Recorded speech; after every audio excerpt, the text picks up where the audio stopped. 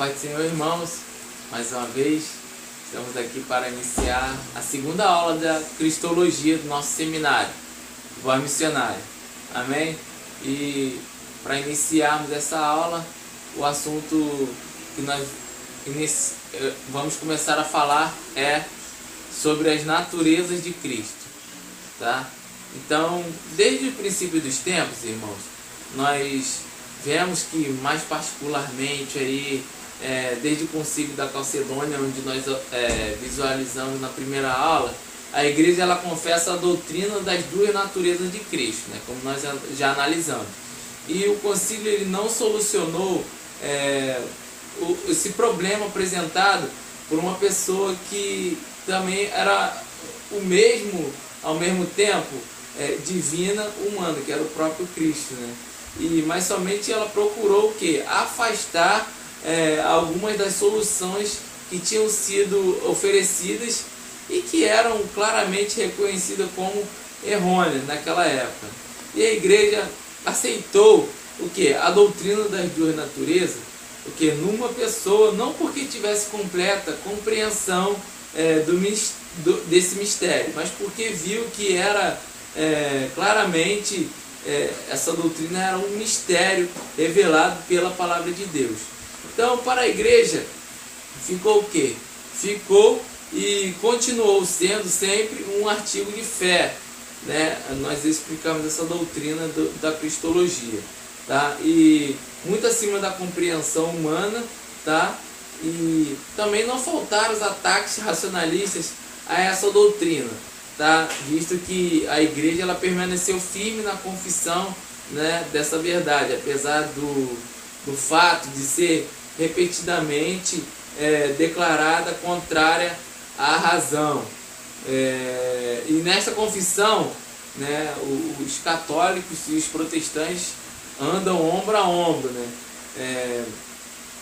Mas a última parte, aí analisando já do século XVIII em diante, essa doutrina que foi apresentada aí, né, da cristologia, né, tornou-se alvo de muitos ataques. E assim, a idade da razão, ela iniciou e declarou que era indigno do homem o quê? Indigno de aceitar isso. E pela autoridade da Escritura, era indigno se aceitar. Isso ficou claro e contrário à razão humana, né? Porque as pessoas davam razão mais ao que? A Escritura, e aceitavam pela fé. E isso contrariava a razão, assim como todo artigo de fé contraria a razão, né? A fé em Deus, fé sobrenatural, tá? Então aquilo que não se recomendasse este novo árbitro era simplesmente declarado errôneo. Então a gente vê que tem todas essas turbulências no início do estudo das naturezas de Cristo, tá? E nos escritos de João e Paulo nós temos visto que é impossível negar que eles ensinavam a divindade de Cristo. Então no Evangelho segundo João acha-se o que? O mais elevado conceito da pessoa de Cristo, como se vê nas seguintes passagens, em João capítulo 1, versículo 1 ao 3, o versículo 14 também, versículo 18, capítulo 2, versículo 24, capítulo 3, versículo 16, né, ao 18, no capítulo 3 ainda, 35, 36, e assim vai por outras referências. E um conceito semelhante acha-se o quê? Nas epístolas paulinas, na epístola aos Hebreus também, nós achamos, nas epístolas paulinas, nós temos a referência de Romanos capítulo 1, versículo 7, capítulo 9, versículo 5, primeira carta aos Coríntios, no capítulo 1, no versículo 1 ao 3, em Hebreus, nós vemos aí em Hebreus capítulo 1, versículo dos 1 ao 3, capítulo 5 ao 8, e etc. Então os eruditos críticos, eles procuravam escapar da doutrina claramente ensinada nesses escritos de várias maneiras, como por exemplo, negando a historicidade do Evangelho segundo João, né, e a autenticidade das epístolas paulinas. E nos evangelhos sinóticos Alguns sustentam que somente os sinóticos eles nos dão um retrato verdadeiro de Cristo. E os historiadores, os eruditos, segundo eles, se diz o quê? Que retratam um Jesus humano, o verdadeiro Jesus histórico, em contraste com a descrição idealizada no quarto evangelho de João. Mas é evidente que, é mais que evidente que Cristo, o Cristo dos sinóticos, é tão verdadeiro e divino quanto o Cristo de João. Então, do começo ao fim, o que? Em João se sobressai como uma pessoa supernatural, como o Filho do homem e o Filho de Deus. E o seu caráter e suas obras justificam a sua reivindicação. Então, notemos que, particularmente, as seguintes passagens, elas falam sobre isso. Em Mateus capítulo 5, versículo 17, capítulo 9, versículo 6, Marcos capítulo 8, versículo 38, também são referências aí. Tá? E mais outras passagens similares que nós temos aí para se apresentar, e reivindicam isso. Então, a consciência própria de Jesus. Nos últimos anos, nós tem havido a tendência de quê? De recorrer à consciência própria de Jesus e negar que ele tivesse consciência de que era o Messias ou o Filho de Deus. Naturalmente, não é possível qualquer conhecimento da consciência própria de Jesus, a não ser por meio de suas palavras, tá? Nos termos em que elas estão registradas nos evangelhos. Tá? E será sempre possível negar que eles expressam corretamente o pensamento de Jesus. E para os que aceitam o testemunho dos evangelhos, não deve haver dúvida, tá? De que Jesus estava consciente de que era o próprio Filho de Deus. E algumas passagens que atestam isso, como em Mateus capítulo 11, versículo 27, Lucas capítulo 10, versículo 22, Marcos capítulo 12, versículo 6, tá? Marcos capítulo 13, versículo 35 a 37, e por aí vai. Então aí nós temos vamos falar agora de algumas provas bíblicas, tá? Da verdadeira humanidade de Cristo. Então houve um tempo em que a realidade, ou seja, o gnosticismo e a integridade natural, ou seja, o docetismo ou apolianiarismo da natureza humana de Cristo, eram negadas. Mas no presente ninguém questiona seriamente a verdadeira humanidade de Jesus Cristo. Então, em sua reverência pelo Cristo divino, e às vezes homens, as pessoas se esqueciam do Cristo humano. Então é muito importante nós afirmarmos a realidade da integridade da humanidade de Jesus Cristo, tá? Admitindo o seu desenvolvimento humano e as suas limitações humanas. Tá? E não se deve salientar o esplendor da sua divindade a ponto de quê? De obscurecer a sua verdadeira humanidade. Então Jesus ele chamou-se a si próprio homem, e assim foi chamado também pelos outros. Nós temos algumas passagens como João capítulo 8, versículo 40, Atos capítulo 2, versículo 22, Romanos capítulo 5, versículo 15, 1 Coríntios capítulo 15, versículo 21. Então, nós vemos aí que a mais comum forma de autotratamento de Jesus era o quê? Era filho do homem. E seja qual for a conotação que isso tenha, por certo ela indica a verdadeira humanidade de Jesus. E além disso diz também a Bíblia que o Senhor veio e foi manifestado na carne, lá em João capítulo 1, versículo 14, e também 1 Timóteo capítulo 3, versículo 16, 1 João capítulo 4, versículo 2, nós temos essas provas. E nessas passagens o termo carne denota a natureza humana, tá? E a Bíblia indica o quê? Claramente que Jesus possuía os elementos essenciais da natureza humana, tá? Isto é, um corpo material de alma racional, tá? Nós temos aí as referências em Mateus capítulo 26, versículo 26, 28, 38, Lucas capítulo 23, versículo 46, e também passagens que mostram que Jesus estava sujeito às leis ordinárias do desenvolvimento humano, aos sofrimentos humanos, como em Lucas capítulo 2, versículo 40, em Hebreus capítulo 2, versículo 14, e também há demonstrações minuciosas de que ele passou pelas experiências normais da vida humana, como em Mateus capítulo 4, versículo 2, capítulo 8, versículo 24, capítulo 9, versículo 36, como em Marcos capítulo 3, versículo 5, Lucas capítulo 22, versículo 40. São várias referências que nós damos aí para justamente provar, né, que Jesus teve a sua humanidade, né, entre nós. Também nós temos aí que falar sobre as provas da impecabilidade de Cristo, né? Nós atribuímos a Cristo não somente a integridade natural, mas também a integridade moral, ou a perfeição moral, isto é, a impecabilidade. Isso significa não apenas que Cristo ele pôde evitar o pecado, potuit non peccare em latim, e de fato evitou, mas também que lhe era impossível pecar, ou seja, non potuit peccare em latim, outra palavra aí, né, da Vulgata Latina. Então, devido à ligação essencial entre o que? Entre as naturezas humana e divina. E a impecabilidade de Cristo ela foi negada, tá, por Martineu, né, Ewing, Mencken, Holstein, Pfleiderer, mas a Bíblia dá o quê? Dá um claro testemunho dela nas seguintes passagens. Você pode acompanhar aí, pesquisar na internet esses homens, né,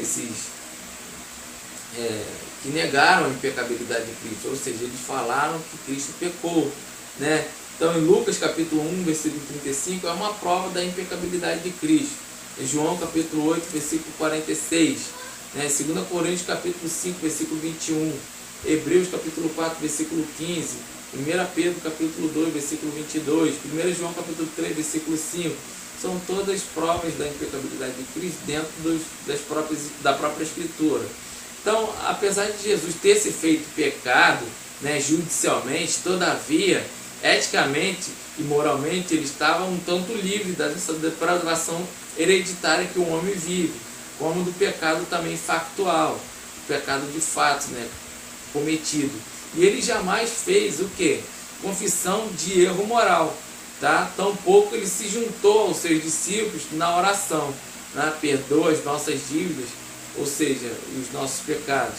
Então, nós vemos aí a comprovação bíblica da impecabilidade de Cristo, apesar de alguns homens terem declarado que Cristo pecou. E também nós analisamos, dentro da cristologia, a necessidade das duas naturezas de Cristo, irmãos. Então, transparece do que nós falamos acima ainda agora, que nos dias atuais muitos eles não reconhecem o que é a necessidade de se admitir as duas naturezas de Cristo. E para eles Jesus é apenas um ser humano, como nós vemos aí algumas seitas que falam isso, né? Contudo, ao mesmo tempo, o que? Eles se sentem constrangidos de atribuir valor, né, de Deus e ao reivindicar divindade para ele, em virtude da imanência de Deus nele ou da permanência do Espírito nele. Então, a necessidade de duas naturezas de Cristo decorre daquilo que é essencial à doutrina que as Escrituras ensinam para que haja a expiação, né? Para que ocorra a expiação do pecado. Então, a necessidade da sua humanidade, nós vamos analisar, né, da sua natureza humana. Então, desde que o homem pecou, era necessário que o homem sofresse o quê? A penalidade. Né? Não tinha cabimento, o homem pecar e quem pagava eram os animais. Então isso foi modificado com Cristo, né? Quando Cristo ele se fez pecado por nós, né? Ele assumiu a culpa pelos aquilo que havia vindo sendo feito durante os anos. E além disso, irmão, o pagamento da pena envolvia sofrimento do corpo, da alma, sofrimento somente cabível para quem? Para o homem, porque os animais não conseguiam sofrer isso, né? João capítulo 12, versículo 27 retrata isso. Atos capítulo 3, versículo 18 também, né? Hebreus capítulo 2, versículo 14 são referências a isso. E era necessário que Cristo assumisse a natureza humana, mas não somente as suas propriedades essenciais, mas também com todas as debilidades a que ela está sujeita depois da queda, né? E assim devia descer as profundezas da degradação em que o homem tinha caído, né? Como a gente constata em Hebreus, a referência aí no capítulo 2, versículos 17 e 18. Então, ao mesmo tempo, era preciso que o quê? Que fosse um homem sem pecado, pois um homem que fosse ele próprio pecador e que estivesse privado da sua própria vida, né, certamente não poderia fazer essa expiação pelas outras vidas, né? Poderia até fazer expiação por ele mesmo, né, morrer como um mártir, como um exemplo, mas expiação pela humanidade não, somente Cristo. Hebreus capítulo 7, versículo 26, já trata isso. Nós também vamos entrar agora na referência da necessidade da sua divindade. Tá? No plano divino de salvação, era absolutamente o quê? Essencial que o mediador fosse verdadeiramente Deus. E era necessário, que ele pudesse apresentar um sacrifício, tá, de valor infinito e prestar perfeita obediência à lei de Deus, né, como nós constatamos, né, todo o processo da Via Crucis aí, de observação do Cordeiro, ele cumpriu isso tudo. E ele pudesse sofrer a ira de Deus, tá, redentoramente, isto é, para livrar os outros da maldição da lei, ou seja, a morte, né, a maldição da lei, sofrendo a ira de Deus, né, ele livraria aqueles que crescem nele. Ele também era necessário a sua divindade para quê? Para que ele pudesse aplicar os frutos da sua obra consumada aos que o aceitassem pela fé. Então, um homem com sua vida arruinada, eles não podem cumprir a pena do pecado, essa pena que foi imposta a Cristo, nem prestar perfeita obediência a Deus, tá? E ele pode sofrer a ira de Deus, exceto pela graça redentora de quem? Do próprio Deus. Por quê? Porque ter sofrê-la eternamente, né? Mas ela não pode sofrê-la de modo ao que abrir o caminho para livramento de ninguém, né? Então nós vemos aí que deveria ser obediência de Cristo, e a finalidade era nos livrar da maldição da lei, do pecado, né? E nós, a partir do momento que a gente obedecesse e cresce nele. Então, a unipersonalidade de Cristo, né? Nós vimos aí que Cristo tinha duas naturezas, né? A humana e a divina, porém na questão personal, da personalidade, não, só uma personalidade, né? Cristo ele não tinha duas caras, ele era na frente de uns, ele era na frente de outros também, né? E aí nós vemos, começamos a destrinchar aí, tá? Que a história, que nós vemos que no ano 451 do ano de Domini, né, no concílio de Calcedônia ali, conheceu-se o quê?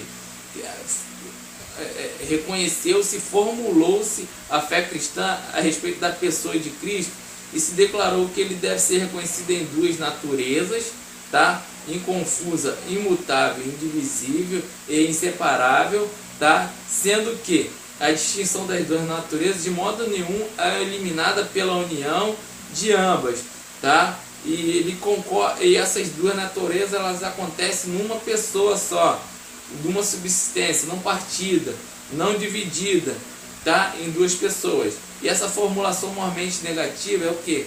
Simplesmente procura resguardar a verdade contra os vários conceitos heréticos.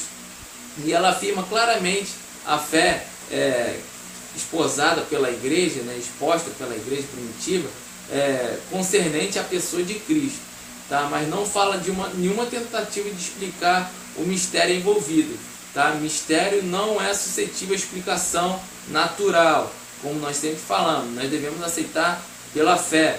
Então o grande milagre central da história deixou-se sobressair em toda a sua grandeza, né, e supremo paradoxo de usar uma linguagem barthiana, que é Deus e o homem numa só pessoa, né? Karl Barth vai falar sobre isso. E simplesmente se nos diz o que Cristo é, sem qualquer tentativa de mostrar como ele se tornou o que né, a grande verdade anunciada, e que é o eterno Filho de Deus, e ele tomou sobre si a nossa humanidade, e não como Nola recorda Brunner, que fala que o homem, Jesus, adquiriu divindade. Não é isso, tá? Então o pronunciamento do concílio de Calcedônia atesta que o quê? Que um movimento de Deus para com o homem, e não vice-versa, do homem para com Deus. Então ele transcorre séculos desde aquele tempo, mas barrando certas explicações a igreja de fato nunca foi além da fórmula da igreja de Calcedônia. Ou seja, desde os tempos antigos nós temos a mesma fórmula, demonstrando que Deus não muda, né? E sempre reconheceu o quê? A encarnação como um mistério, tá? Que desafia toda e qualquer explicação, né? Para se explicar aí o mistério do verbo encarnado. Então, a definição, agora vamos ver a definição dos termos natureza e pessoa, tá, irmãos? Então, com vistas à adequada compreensão da doutrina, é necessário saber o sentido exato dos termos natureza e pessoa, como são empregados nesse contexto. Então, o termo natureza ele denota a soma total de todas as qualidades de uma coisa, daquilo que a faz uma coisa ser o que é. Então, uma natureza é uma substância possuída em comum, incluindo das qualidades essenciais da referida substância. Então, diferentemente do termo pessoa, que denota uma substância completa, dotada de uma razão, tá? E, consequentemente, um sujeito responsável por suas ações, e a personalidade não é a parte essencial integrante da natureza, mas é, por assim dizer, o término, tá? A ponta do iceberg para o qual ela tende. Então, uma natureza é acrescida de algo, a saber o que? Uma subsistência ou individualidade independente, tá? E, pois bem, o Logos assumiu uma natureza humana não personalizada que não existia por si mesma, como Brunner quer falar, né? Nos lembrar disso. Então, qual o propósito da igreja declarar isso?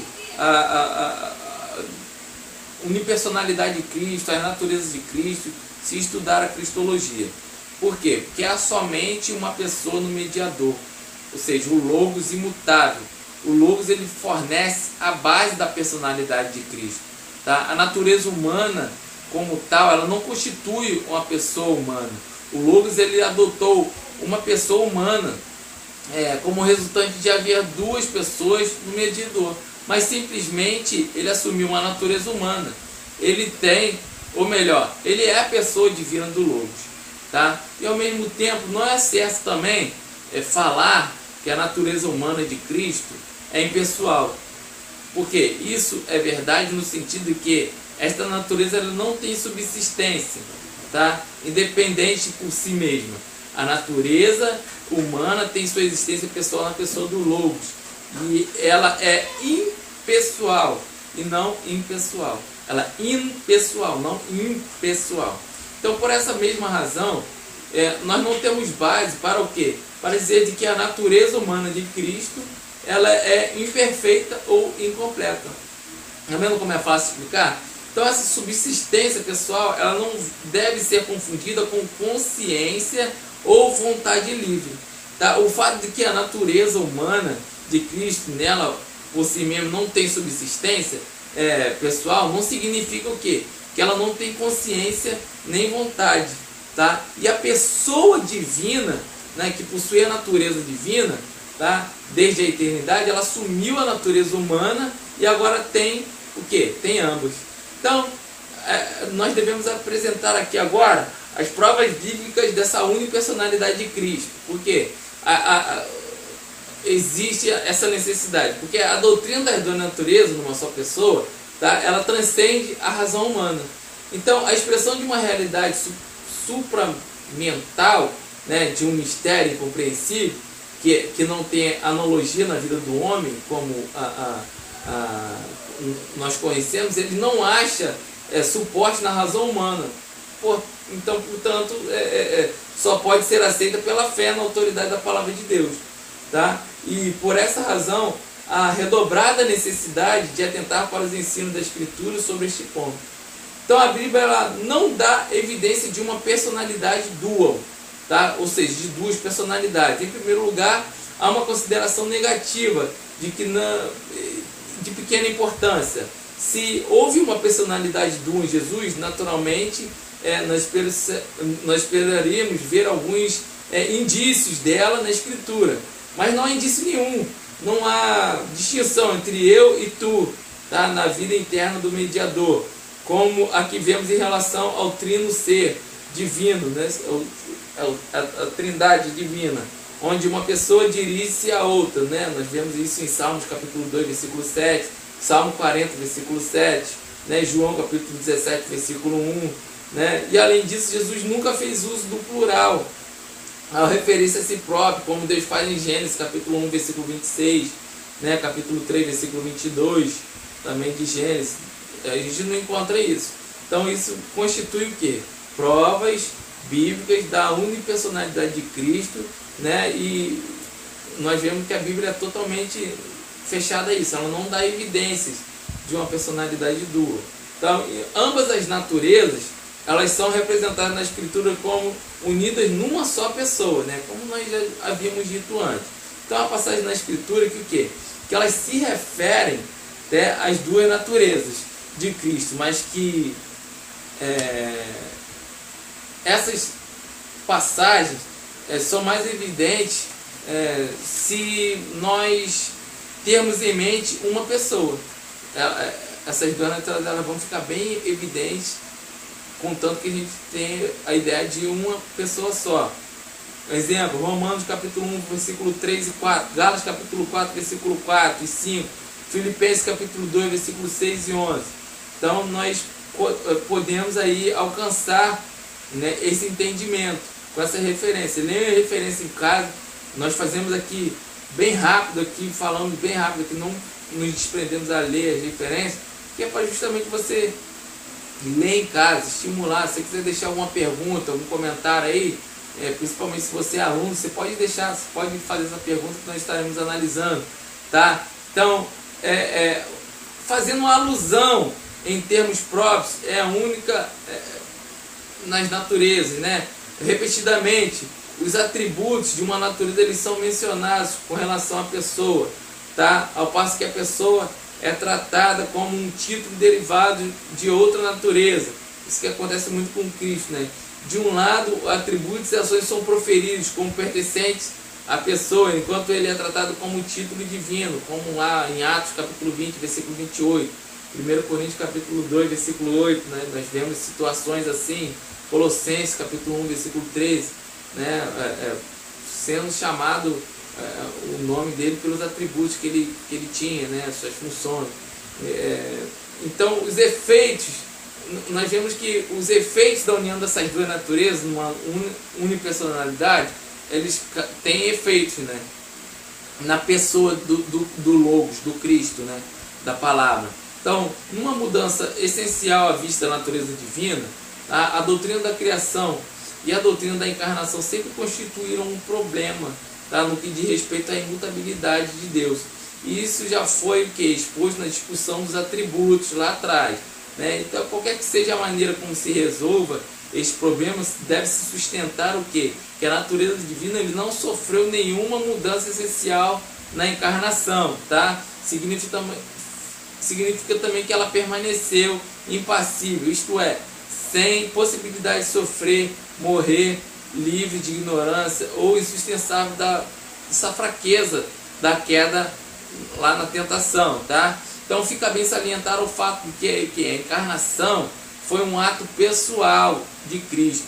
E é melhor dizer que a pessoa do Filho de Deus, ela se encarnou, do que dizer que a natureza divina assumiu a carne humana, tá? Então, se às vezes os teólogos reformados aí, os calvinistas, falam da natureza divina como encarnada, né? Eles falam disso, não imediatamente, mas mediatamente.